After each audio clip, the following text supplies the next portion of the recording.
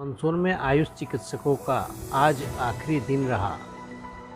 ये सभी आयुष चिकित्सक कोविड काल में लगातार अपनी सेवाएं देते रहे थे, लेकिन अब सरकार ने इनकी कार्य समाप्ति के आदेश दे दिए गए हैं। सरकार के इस कदम से सभी आयुष चिकित्सक व आरटीपीसीआर लैब में काम करने वालों में नाराज़गी के साथ मायूसी भी छाई हुई है। लैब भी आज से बंद कर दी गई है। आयुष चिकित्सकों का कहना है कि पहले जब हमें कोविड के दौरान अपनी सेवाएं दी तो लोगों ने हम पर फूल बरसाए, हमारा स्वागत किया, हमें योद्धा भी कहा, लेकिन अब सरकार ने सीधा सा जवाब दे दिया है कि सरकार के पास आयुष चिकित्सकों को तनख्वाह देने का बजट नहीं है।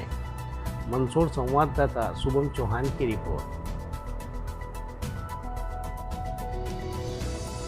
कोविड में हमारी नियुक्ति हुई थी और मैं मार्च 2020 से आज तक अपने साथियों के साथ सेवा दे रहा हूं। निरंतर 2 साल हो गए हैं और एक समय था जब कोविड की शुरुआत थी, हर व्यक्ति कोविड वायरस से डर भी रहा था।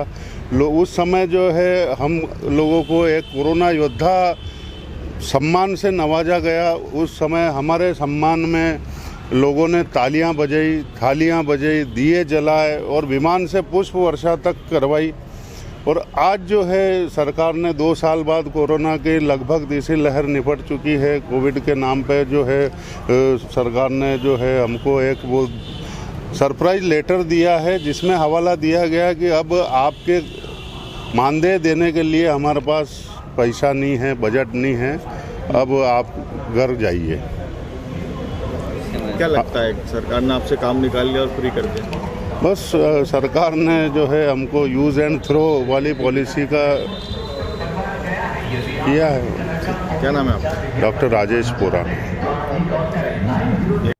जी सर, क्या अनुभव रहा है आपके? सर मेरा तो सरकार ने जो आपके साथ किया उस पर क्या कहेंगे? नहीं सर, हमने कोविड में जो जी जान मेहनत करी है और कोविड की वजह से आज मेरी माँ मेरे बीच में नहीं है, क्योंकि उस समय घर से अप डाउन करता था और मेरी वजह से मेरी माँ इन्फेक्टेड हुई और लास्ट में मेरी माँ हमको छोड़ के आप ही के वार्ड में वो एडमिट? जी वही जीएनएमटीसी में एडमिट किया था मैंने।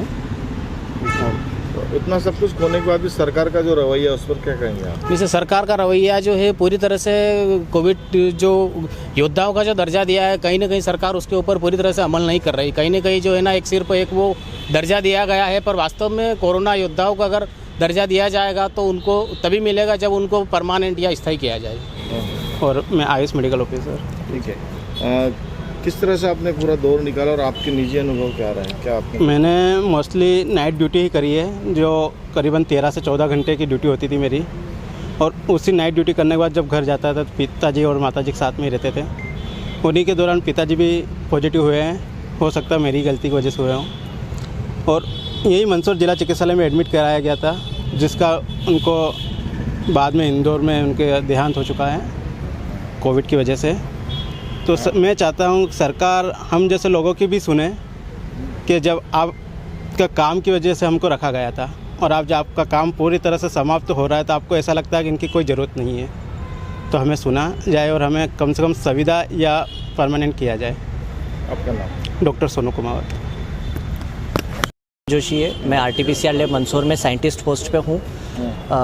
अभी आरटीपीसीआर लैब एक ज़िला लेवल पे हमने एक अच्छी शुरुआत करी थी, जिसे आज मार्च 31 को ख़त्म कर दिया गया। आरटीपीसीआर लैब को बंद कर दिया गया है और हमने इतने कम समय में, जब से आरटीपीसीआर लैब स्टार्ट हुई है, इतने कम समय में हमने करीब 1.5 लाख सैंपल मंदसौर ज़िले के टेस्ट कर दिए। जो सैंपल बाहर जा रहे थे 3-3, 4-4 दिन में जिसकी रिपोर्ट आ रही थी, हमने 24 घंटे का वादा करके दिन रात सैंपल टेस्टिंग लेके। क्या थी सैंपल टेस्टिंग में बहुत सारी रिस्क रहती है, क्योंकि ये प्रोसेस एक छोटी नहीं होती, बहुत बड़ी प्रोसेस होती है। आरटीपीसीआर एक बड़े पैमाने पे होती है प्रोसेस, जिसको हमने कंटिन्यू टाइम दे के इस प्रोसेस को हमने किया, जिसमें अधिकतम चांस होते हैं कि आप पॉजिटिव हो जाओ, क्योंकि आपको सैंपल जो कोविड सैंपल आता है उसके साथ आपको टेस्ट करना होता है। हर चीज़ का आपको ध्यान रखना पड़ता है। अगर आप पीपी पहनते हो तो उसमें मास्क लगाना, सब कुछ आपको ध्यान रख के ये प्रोसेस करनी पड़ती है। अच्छा, एक बात बताइए, इस बात की कौन गारंटी दे रहा है कि कोविड अब वापस नहीं आएगा? अभी आप कुछ दिनों से न्यूज़ में देख रहे हैं कि चाइना में और कुछ प्रदेश अभी तक लॉकडाउन कर चुके हैं। अभी तक जो चाइना जैसा एक बड़ा देश है, जो अगर लॉकडाउन हो सकता है तो इंडिया में क्यों नहीं आएगा। और इंडिया में भी कई केस डेल्टा क्रोन के मिल चुके हैं, जो एक नया वेरिएंट आया है डेल्टा और ओमिक्रॉन को मिला के, जिसके कई केसेस अभी कर्नाटक, बेंगलोर, महाराष्ट्र में आ चुके हैं। तो सही बात है कि मध्य प्रदेश में आने में ज़्यादा टाइम नहीं लगेगा उसको। ऐसे में लैब बंद करना ठीक रहेगा? नहीं, बिल्कुल भी नहीं रहेगा, क्योंकि अगर सैंपल वापस से अगर बाहर जाना रहेगा 3 से 4 दिन में रिपोर्ट आएगी तो पेशेंट कहाँ जाएगा। और अगर यहाँ पे अगर उपलब्धि है RT-PCR ये है तो क्यों ना यहाँ पे टेस्ट लगाया जाए और यहीं पे रिपोर्ट दी जाए। आपका नाम? शुभम जोशी। क्या करते हैं? साइंटिस्ट बी पोस्ट पे हूँ मैं RT-PCR लैब के अंदर।